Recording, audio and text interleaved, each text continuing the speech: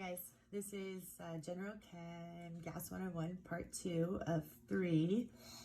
And what I'm going to talk about here is the gas laws, or are the gas laws. And I just put up here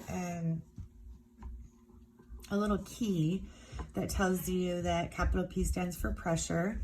And these are all the units that you might run into for pressures. Capital V is volume, and these are the units that you might run into for volume. And T is temperature in Kelvin. So we're going to start with Boyle's law. And Boyle's law says, for any sample of gas at constant temperature and number of moles,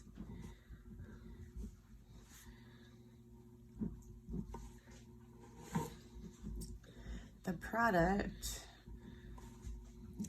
of the pressure times the volume is a constant number.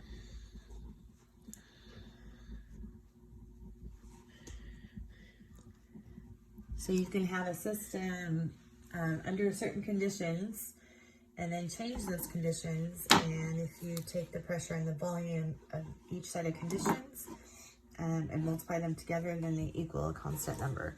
So we can say this,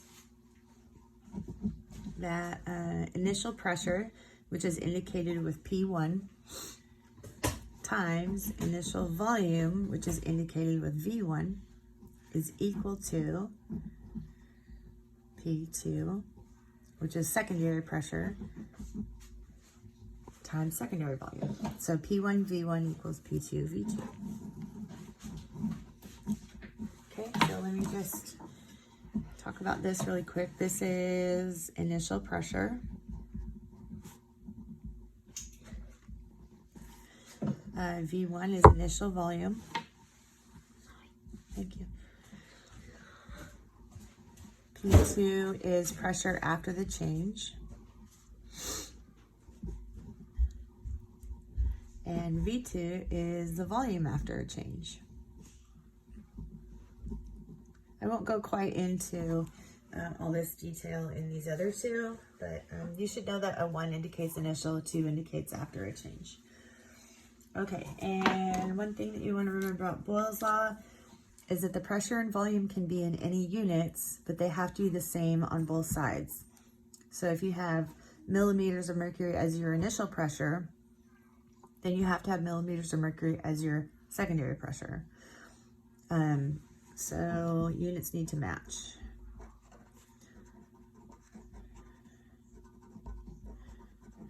So the pressure needs to match the pressure, the volume needs to match the volume, but the pressure doesn't need to match the volume. They're going to have different units.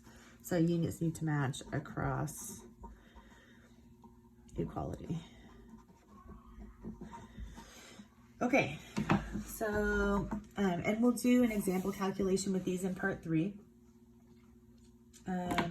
For Charles' law, we're going to have, for any sample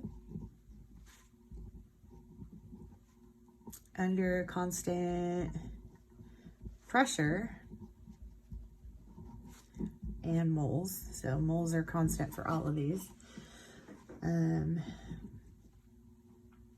ratio of volume to temperature is constant.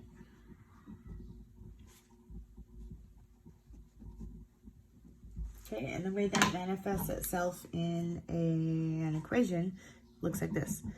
V1 over T1 equals V2 over T2. So there that is right there. And initials are the 1s, and after the changes are the 2s. V is volume, T is temperature. So we want to remember that for all temps, you got to change them to Kelvin. And that's degrees Celsius plus 273 equals Kelvin. And then the volume units need to match.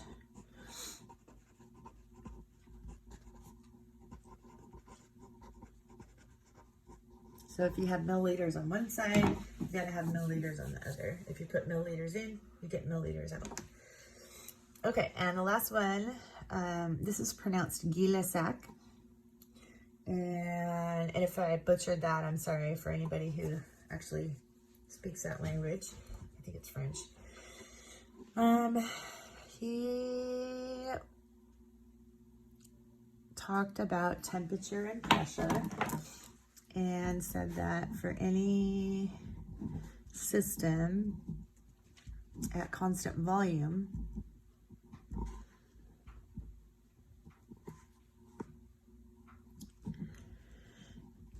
the ratio of the pressure to the temperature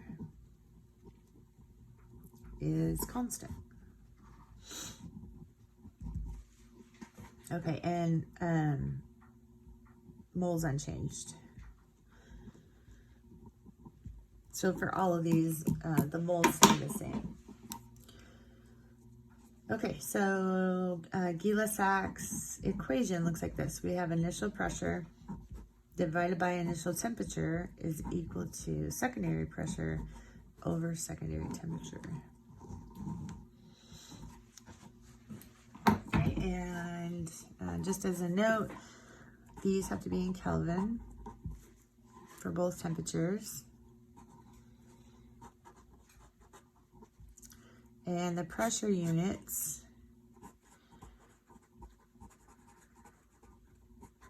must match. So if you have PSI on one side, you have PSI on the other side. Okay, so all three of these equations can be combined into the combined gas law.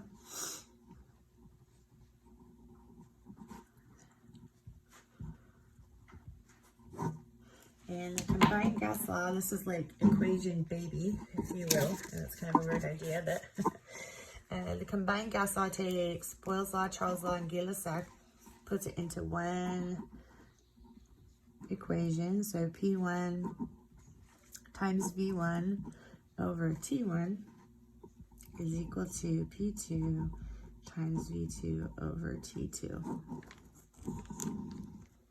Okay, and you can solve for any one of those 6 variables, keeping in mind temperature always has to be in Kelvin, and the pressure and volume units have to match. Okay, so we will do an example calculation with one of those as well in part 3. Okay, thank you, bye.